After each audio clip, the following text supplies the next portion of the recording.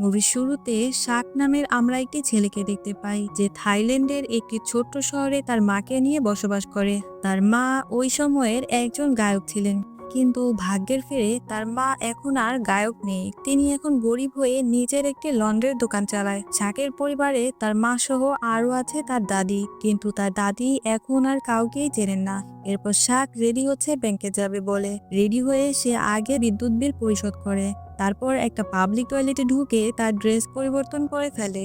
আসলে সে ছিল একজন বাইক রাইডার, কিন্তু তার পরিবার জানে সে ব্যাংকে একটি সরকারি চাকরি করে। আসলে সবকিছুর আড়ালে সে ছিল একজন বাইক চালক। এভাবেই সে দিন পার করতে থাকে। শাকের দারুণ একটা গুণ আছে, সে চোখ বন্ধ করেই শুধু বাইকের শব্দ শুনে বলে দিতে পারে এটা কোন মডেলের বাইক। আজও সে চোখ বন্ধ করে তার পাশে একজন কর্মচারী বাইক চালু করলে সে না দেখেই বলে দেয় বাইকটি কোন মডেলের। এটা দেখে তাদের দলনেতা নাট বলে, তুমি সত্যি অসাধারণ। এভাবে না দেখে নাম বলাটা কোনো সাধারণ কিছু নয়। ঠিক তখনই ওখানে একটা মেয়ে আসে। মেয়েটি একটু বেশি স্টাইল করে হাঁটতে গিয়ে হোঁচট খেয়ে পড়ে যায়। আসলে মেয়েটার নাম জারুনি। ছোটবেলায় সেই মেয়েটাই শাকের ক্রাশ ছিল, কিন্তু শাক বলে, আমি আগের সব কথা ভুলে যেতে চাই, কারণ আমি এখন একজন বাইকম্যান।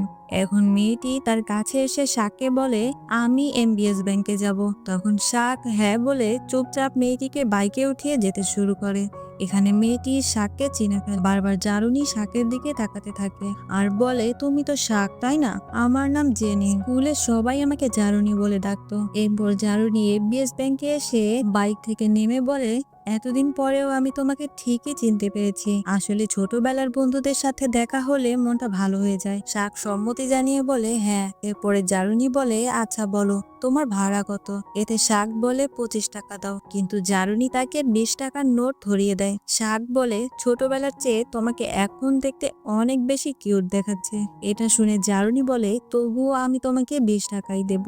ঠিক তখনই ওইখানে ভেতর থেকে একটা ছেলে বেরিয়ে আসে। জারুনি বলে, ওটা আমার বয়ফ্রেন্ড, ওর নাম তোতা। তোতা কোনো কিছু না বলেই আবার ভেতরে চলে যায়। এরপর জারুনি তার ব্যাগ থেকে একটা কার্ড বের করে বলে, কোনো দরকার পড়লে আমাকে কল করো। তার পরের দিন শাকের সাথে কাজ করে ওই লোকগুলো বসে গল্প করছিল। তারা শাকের ব্যাপারে কথা বলছিল। একজন বলে, শাকের পরিবার জানে সে ব্যাংকে চাকরি করে, সে তার পরিবারকে কোনো কিছু খুলে বলতে পারছে না। শাক তার পরিবারের কাছে এভাবে অভিনয় করে দিনের পর দিন পার করছে। তার সবচেয়ে বড় কারণ হচ্ছে তার চাচা চার্লস। এর পরের দিনে দেখা যায় শাক একটা ট্রেনে করে স্টেশনে যাচ্ছিল। সেই ট্রেনে তার চাচা চার্লসও উঠেছে। তার চাচা শাককে দেখে ফেলে আর বলে, শাক তুমি দাঁড়াও, তুমি আমাকে দেখে পালিয়ে বেড়াচ্ছ কেন? এরপর শাক তাড়াহুড়া করে ট্রেনের একটা টয়লেটে ঢুকে পড়ে, আর টয়লেটে একটা পিচ্চি ছেলে হাগু করতে বসেছিল। পিচ্চিটা হঠাৎ শাককে দেখে চেঁচামেচি করতে শুরু করে। তারপর শাক আর তার চারপাশে তাকিয়ে পালানোর পথ খুঁজতে থাকে। শাকের চাচা শাককে টয়লেটে ঢুকতে দেখে টয়লেটের দরজা খুলে ভিতরে চলে আসে আর দেখে টয়লেটে ওই পিচ্চি ছাড়া আর কেউ নাই। পিচ্চিটা তাকে দেখে আরো বেশি চেঁচামেচি শুরু করে, কিন্তু সে এদিক ওদিক তাকিয়ে বলে, এটা তো সিনেমা না যে হাওয়ায় উড়ে গেল। তারপর তিনি জানালার কাছে এসে শাককে খুঁজতে থাকে। দেখা যায় শাক ভয় পেয়ে একবারে জানালার উপরে উঠে বসে আছে। ছোট পিচ্চিটা শাককে বাঁচাতে একটা আওয়াজ করে। এতে চার্লস বলে, ওরে পিচ্চি, তুই তোর কাজ কর, এটা বলে চলে যায়।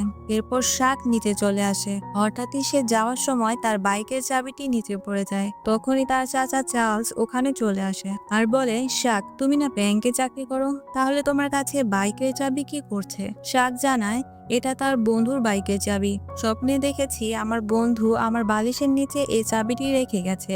এরপর শাক বলে, চাচা যান, আপনি কোথায় যাচ্ছেন? এরপর চাচা বলে, আমি একটা পুতুলের দোকান দেব। তোমার মামা আমার পুতুলের দোকানে কাজ করতে চেয়েছে, তবে এখন আর সে আমার ফোন ধরছে না। কিন্তু তোমাকে দেখে আমার সন্দেহজনক লাগছে, তুমি আমাকে দেখে পালাচ্ছ কেন? তখন হঠাৎই স্পিকারে অ্যানাউন্সমেন্ট হয়, আমরা এখন স্টেশনে এসে গেছি। এরপর শাক স্টেশনে নেমে যায় আর তার চাচা রেগে বলে, আর একটু পর অ্যানাউন্স করলে আমি তোমার পেট থেকে সব কথা বের করে ফেলতাম। এরপরের দিন জারুনি তার অফিসে বসে কাজ করছিল।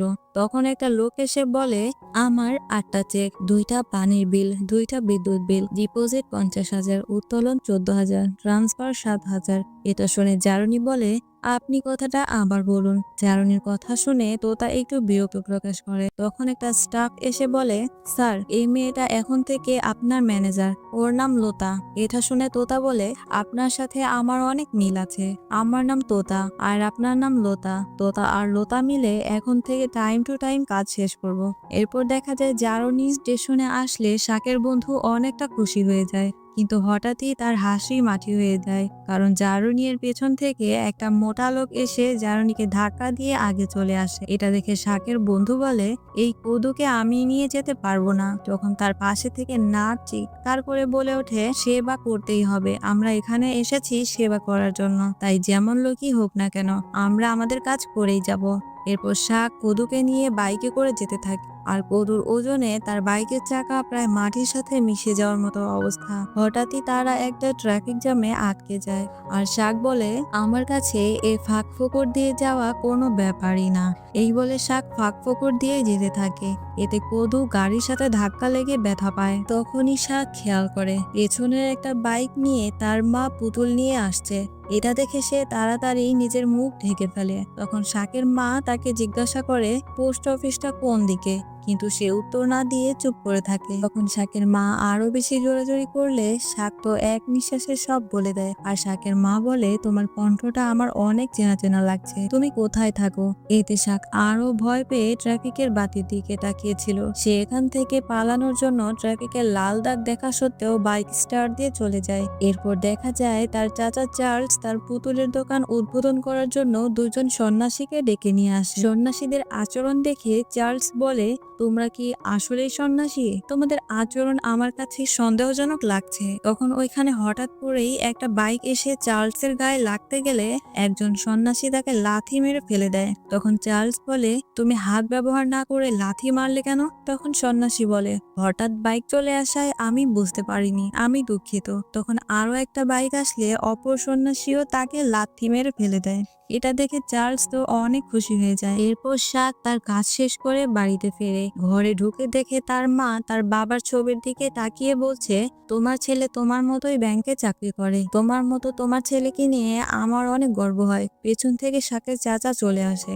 তখন শাক একটু চমকে যায়, আর চার্লস বলে, রাস্তায় মাস্ক পরা ছেলেটি কে? কাল পুতুল নিয়ে আসার সময় আমাকে নিয়ে যেও, আমি হলাম অবসরপ্রাপ্ত পুলিশ, আমার চোখে ফাঁকি দেওয়া অত সহজ নয়। সে আরো শাকের হাত চেক করে তার রগ চেক করে বলে, তুমি এত ঘামছো কেন? তোমাকে আমার সন্দেহজনক লাগছে। এতে শাক বিরক্ত হয়ে চলে যায়। শাকের মা বলে, আমার তো আপনাকেই বেশি সন্দেহজনক লাগে, সবকিছুতেই আপনি বেশি বেশি ভাবেন। চার্লস হেসে বলে, বেশি সন্দেহজনক তো তোমার শাশুড়ি, কেমন আজব প্রাণীর মতো বসে আছে দেখো, ওনাকে একটু ফুরফুরে গান শোনাও, একটু নাড়াচাড়া করো। এর পরের দৃশ্যে দেখা যায় এক লোক এসে নাটকে বলে, এই চেকটা 10 মিনিটের মধ্যে ব্যাংকে নিয়ে যেতে হবে, এই কাজটা তুমি কি করতে পারবে? তখন নাট বলে, এটা কোনো ব্যাপারই না। এরপর চেকটা ব্যাংকে নিয়ে আসতে শাককে পাঠিয়ে দেয়। রাস্তায় দেখা যায় চার্লস এর ছেলে বাইকে পুতুল প্যাকেট করছে, আর শাক তাড়াহুড়ায় রাস্তার সব পানি তার গায়ে ফেলে দেয়। এরপর সে ব্যাংকে চলে আসে, কিন্তু গেটম্যান তাকে সন্দেহজনক ভেবে ভেতরে ঢুকতে দেয় না। গেটম্যান বলে, ব্যাংক বন্ধ করার সময় হয়ে গেছে। শাক বলে, ব্যাংক বন্ধ হওয়ার এখনো আরো 5 মিনিট সময় আছে। এটা শুনে গেটম্যান বলে, আপনার ঘড়ির টাইম ভুল। এতে শাক আরো রেগে বলে, আমার ঘড়ির টাইম বিটমিং এর সাথে মিল আছে, আমাকে একটু ঢুকতে দিলে কি এমন সমস্যা হয়ে যাবে? তখন শাককে তার মা ভিডিও কল দেয়, আর শাক তার মাকে দেখে তার ফোনটা নাকের কাছে এনে ধরে। আর শাকের মা বলে, আমরা একটা নতুন মোবাইল কিনেছি, আর সবার আগে তোমাকেই কল করলাম। এখন শাক একটু অভিনয় করে বলে, এই গেটম্যান, গেট লাগাও।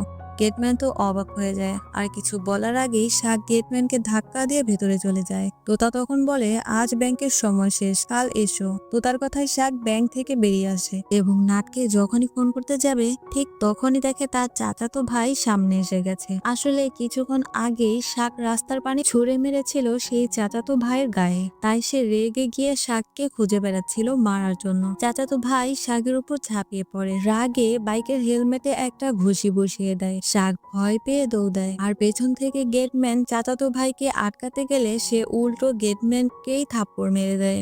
এরপর সে শাকের পেছনে দৌড়াতে থাকে।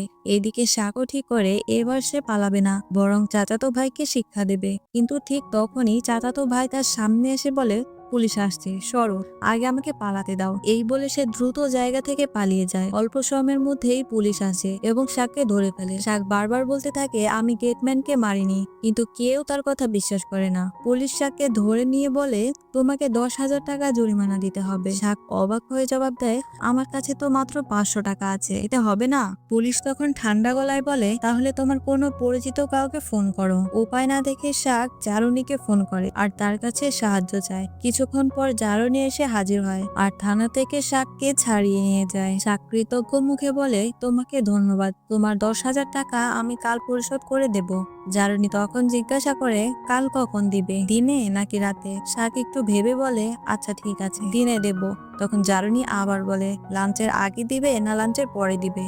একের পর এক সব খুঁটিনাটি প্রশ্ন করতে থাকে। এমন আচরণে শাক মনে মনে ভাবে এই মেয়েটা এত কিপটে কেন রে বাবা। এরপর রাতে শাক নৌকা করে বাড়ি ফিরে আসে। আয়নায় তাকাতেই দেখে তার নাকে রক্ত লেগে আছে। তখনই সে একটা বুদ্ধি করে ফ্লোরে তেল ছিটিয়ে সেখানে শুয়ে পড়ে, যেন সে পড়ে ব্যথা পেয়েছে এমন ভান করে। তখন তার দাদি এসে তাকে উঠিয়ে নিয়ে বসায় আর তাকে বলে তোর নাকের অবস্থা দেখে মনে হচ্ছে কেউ তোকে ঘুষি মেরেছে। ঠিক সেই সময় শাকের মা ডেলিভারি শেষে বাসায় ফেরে। ঘরে ঢুকতেই তেলের জায়গায় পা পিছলে পড়ে যায়, ব্যথায় চিৎকার করে ওঠে। এর মধ্যেই পাশে থাকা ওয়াশিং মেশিনটাও কাত হয়ে তার গায়ের উপর পড়ে যায়। তখন মা কষ্টের মধ্যে বলে আমাদের ওয়াশিং মেশিনটা একেবারে নষ্ট হয়ে গেছে, একটা নতুন কিনতে হবে। এরপর রাতে শাক জারুনিকে ফোন করে বলে তোমার টাকাটা কি আমি 2 সপ্তাহ পরে দিতে পারি? তখন জারুনি হেসে জবাব দেয় হ্যাঁ, আমি ওই দিন এমনি দুষ্টামি করে বলেছিলাম, তুমি যখন ইচ্ছা দিও। তখন শাক মজা করে বলে তুমি খুব মিষ্টি একটা মেয়ে, তোমার যদি কখনো ধরো সম্পর্কে কোনো ঝামেলা হয় তাহলে কিন্তু আমাকে মনে করো, আমি রেডি আছি। জারুনি মুচকি এসে বলে তুমিও আসলে কম মিষ্টি নও। ঠিক তখনই শাকের মা ঘরে এসে জানায় রবিবার আমি বাসায় থাকবো, তোর অফিসের কলিগদের দাওয়াত খাওয়াবো, ওদের নিয়ে আসিস। এরপর দেখা যায় শাক আসল অফিসের কলিগ নয়, বরং নিজের বন্ধুদেরই কলিগ সাজিয়ে বাসায় নিয়ে আসে। গল্পের ফাঁকে শাকের চাচা সন্দেহজনকভাবে জিজ্ঞাসা করে তোরা কি নিয়ে কাজ করিস, ডলার নাকি পাউন্ড? তখন তারা কোনো উত্তর দিতে পারে না। সব দেখে শাকের মা শাককে পাশের রুমে ডেকে নিয়ে যায় আর বলে এই দুজন কি আসলেই তোর অফিসের কলিগ? ওরা কারা? ঠিক তখনই শাকের চাচা এখানে এসে বলে আমি রিটায়ার্ড পুলিশ অফিসার, তোমরা এখানেই থাকো, আমি ওদের পেট থেকে সত্যি কথা বের করব। চাচার কথা শুনে শাকের দুই বন্ধু গোপনে ফিসফিস করে বলে এই বুড়োকে একটু নেশা ধরাতে হবে, কোমল পানীয়তে নেশা পানি মিশিয়ে দেই। চাচা কিছু জিজ্ঞাসা করার আগেই তারা হেসে বলে চাচা আজ এত সুন্দর আবহাওয়া, চলুন একটু কোমল পানীয় খাই। চাচা সন্দেহ করে বলে এই পানিতে কিছু মেশাওনি তো? তারা দ্রুত নাটক করে আর এক চুমুক খায়। দেখেন চাচা কিছুই হয়নি। চাচা তখন নিশ্চিন্ত হয়ে এক ঢোক খায় আর কয়েক মুহূর্ত পরেই চাচা আর নাট দুজনেই নেশায় পড়ে যায় আর অদ্ভুত আচরণ করতে শুরু করে। চাচা বলতে থাকে আমি কি রাস্তায় বসে আছি, এত ময়লা কেন? এটা বলে ঘর ঝাড়তে শুরু করে। আবার বলে কাপড়গুলো এত এলোমেলো কেন? এটা বলে সে কাপড় আয়রন করতে থাকে, আবার কাপড় সেলাই করতে থাকে, তারপর আবার ঘর মুছতে থাকে। এরপর ভ্যাবাচেকা খেয়ে সে কি করবে বুঝতে না পেরে সে পানিতে চাপে। দূর থেকে শাক আর তার মা এসব অদ্ভুত আচরণ দেখে ভাবতে থাকে। ঠিক তখনই চিন বলে হয়তো তার চাচার গরম লেগেছে, তাই সে পানিতে ঝাঁপিয়েছে। যাই হোক, পরের দিন সকালে শাক স্টেশনে যাওয়ার সময় জারুনি তাকে দেখে ফেলে। জারুনি জানতো সে একজন বাইক চালক, কিন্তু হঠাৎ তার গায়ে অফিসের ইউনিফর্ম দেখে জারুনি ভাবতে থাকে এটা আবার কে। তাই সে শাকের নাম্বারে কল দেয়। যখনই জারুনির পাশে রিংটোন বেজে ওঠে তখন জারুনি বুঝে যায় যে এটাই শাক। শাক তখন তার উল্টো দিকে দৌড়াতে থাকে। শাক প্ল্যান করে তার স্টেশনের দিকে দৌড়াতে থাকে। এভাবে তারা দুজন রাস্তায় কিছুক্ষণ দৌড়াতে থাকে। তারপর শাক তাড়াতাড়ি করে তার ইউনিফর্ম চেঞ্জ করে বাইকের পোশাক পরে জারুনির সামনে হাজির হয়। তখন জারুনি জানায় যে শাকের মতো সে কাউকে দেখেছে, সে অফিসের ইউনিফর্ম পরেছিল। শাক বলে এই দেশে অনেক মানুষ আছে, হয়তো তুমি আমার মতোই অন্য কাউকে দেখেছো। তখন জারুনির নাম্বারে তোতার কল আসে। জারুনি তাড়াতাড়ি করে অফিসে চলে আসে। অফিসে আসলে তোতা জারুনিকে অনেক বকাঝকা করে, কারণ সে একটা ফাইলও ঠিকঠাক করে দেখতে পারে না। জারুনি রাগ করে বাইরে চলে আসে। তখন শাক জারুনিকে বলে তোমার কি কিছু হয়েছে, তোমার কি মন খারাপ? জারুনি বলে হ্যাঁ মন খারাপ। তাই জারুনির মন ভালো করতে শাক তাকে একটি রেস্টুরেন্টে নিয়ে যায়। খাওয়া দাওয়া করতে করতে তারা অনেক গল্প করে আর সুন্দর সময় কাটায়। খাওয়া দাওয়া করার পর শাক যখন বিল দিবে তখন ওয়ালেট খুলে দেখে তার কাছে এত টাকা নেই। তখন জারুনি বলে, আমি 400 টাকা দেই আর তুমি 420 টাকা দাও। আমার ভাগের 20 টাকা আমি তোমাকে পরে দিয়ে দেব। এরপর তারা বাইক নিয়ে ঘুরতে বের হয়। একসময় জারুনি বলে, চলো আমরা পুতুল শুট করে এমন গেম খেলি।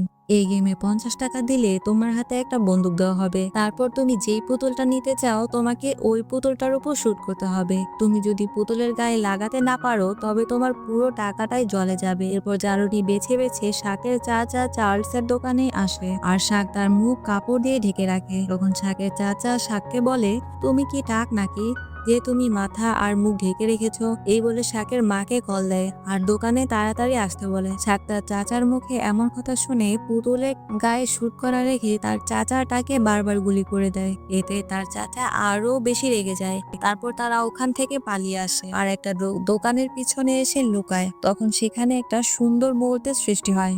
তখন জারুনি শাককে জানায় সে তোতার সাথে ব্রেকআপ করে ফেলেছে, কারণ তোতা তার ম্যানেজার লোতার সাথে একটি হোটেলে অন্তরঙ্গ সময় কাটিয়েছে। জারুনি একটা দমবন্ধকর সম্পর্ক থেকে বেরিয়ে এসেছে, সে এখন খুব খুশি। তারপর শাক একদিন তার নিজের সত্যিটাও জারুনিকে বলে দেয় আর জারুনি তখন শাককে সাহস দেয় আর বলে, তুমি 21টা ব্যাংকে ইন্টারভিউ দিয়েছো, 22 নাম্বার ব্যাংকে তোমার চাকরি তো হতেও পারে, তুমি আবার ইন্টারভিউ দিবে। তখন শাক তার কথা মতো ইন্টারভিউ দিতে রাজি হয়। জারুনি শাককে ইন্টারভিউ দিতে অনেক সাহায্য করে। জারুনির কথা মতো শাক আবার পরীক্ষা দেয়, কিন্তু আবারও দেখতে পায় সে এবারও টেকেনি।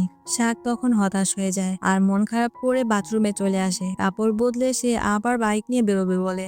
তখন জারুনি শাককে কল দেয় আর বলে, তোতা নৌকা করে তোমার বাসার দিকে যাচ্ছে, হয়তো তোমার মাকে তোমার ব্যাপারে সবকিছু বলে দিবে।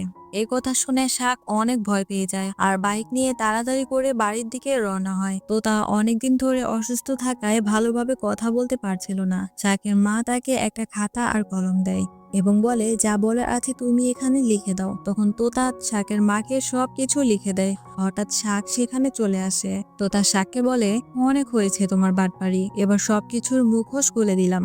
শাকের মা এটা শুনে অনেক কষ্ট পায় আর শাকের দাদি অজ্ঞান হয়ে পড়ে যায়। শাক তড়িঘড়ি করে দাদিকে বাইকে বসিয়ে মাকে নিয়ে হাসপাতালে চলে যায়। পথে শাক সাহস দেখায়, এমনকি চলন্ত বাইক নিয়ে ট্রেনের সামনে দিয়ে যাওয়ারও ঝুঁকি নেয়। হাসপাতালে পৌঁছে শাক তার মাকে বলে, মা সরি। শাকের মা হেসে জানায়, আমি অনেক আগে থেকেই তোমাকে ফলো করি, তুমি এসব কথা আমাকে আগে কেন বলে না? আমি একটুও রাগ করতাম না, বরং গর্ব করতাম যে আমার ছেলে একজন সত্যিকারের বাইকম্যান। তারপর মা ছেলের মনটা আবার ভালো হয়ে যায়। এরপর হাসপাতালে শাক বিল দেখে বলে, 25,000 টাকা, কিন্তু তার হাতে মাত্র আছে 7,000 টাকা। সে চিন্তায় পড়ে যায়। হঠাৎ তার ফোনে জারুনির কল আসে আর জারুনি তাকে বলে, আমি তোমার হাসপাতালের সমস্ত বিল পরিশোধ করতে চাই। কিন্তু তখন শাক বলে, না, তুমি বলেছো এতেই আমি অনেক খুশি হয়েছি, তোমাকে দিতে হবে না। এসব কথা শেষে পিছন ঘুরে দেখে জারুনি তার পেছনেই দাঁড়িয়ে আছে। এরপর জারুনি শাকের হাত থেকে বিলের কাগজটা নিয়ে দেখে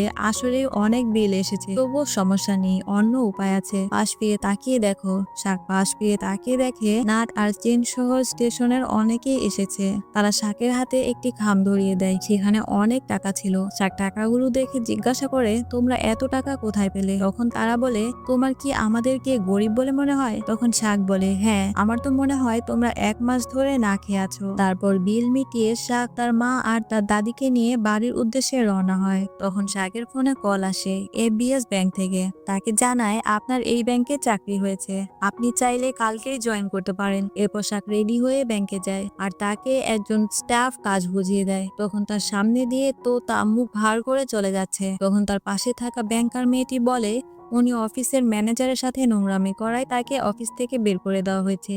এরপর মেয়েটি তাকে কাজের জায়গায় নিয়ে যায়। শাককে যেই টেবিলটি দেওয়া হয়েছে ওটা ছিল জারুনি টেবিল। হঠাৎ করেই চাকরিটি ছেড়ে দেয় জারুনি আর এখানে জয়েনিং হয় শাকের। তখন শাক তাড়াতাড়ি করে জারুনিকে টেক্সট দিয়ে তার সাথে দেখা করতে বলে। জারুনি শাককে একটি কাপড়ের দোকানের অ্যাড্রেস দেয়। শাক সেখানে এসে দেখে জারুনি একটা পাইলটের ড্রেস পরে বাইরে বের হচ্ছে। শাক বলে, তুমি কি তাহলে সত্যি পাইলট? এতে জারুনি জানায়, তুমিও তো ব্যাংকার ছেলে না, তবুও সবসময় ব্যাংকের ইউনিফর্ম পরে ঘুরে বেড়াতে। এরপর জারুনি আরো বলে, আমি চাই তোমার স্বপ্ন পূর্ণ হোক, তুমি ব্যাংকার হও আর আমিও আমার জীবনটাকে স্বাধীনভাবে সুন্দর করে সাজাই। তারপর শাক বলে, তাহলে আমরা কি এবার প্রেমে পড়তে পারি? এরপর জারুনি বলে, আগে রেস্টুরেন্টে গিয়ে খাওয়া দাওয়া করব, তারপর তোমাকে জানাবো। আর আজকের গল্পটা এখানেই শেষ হয়ে যায়।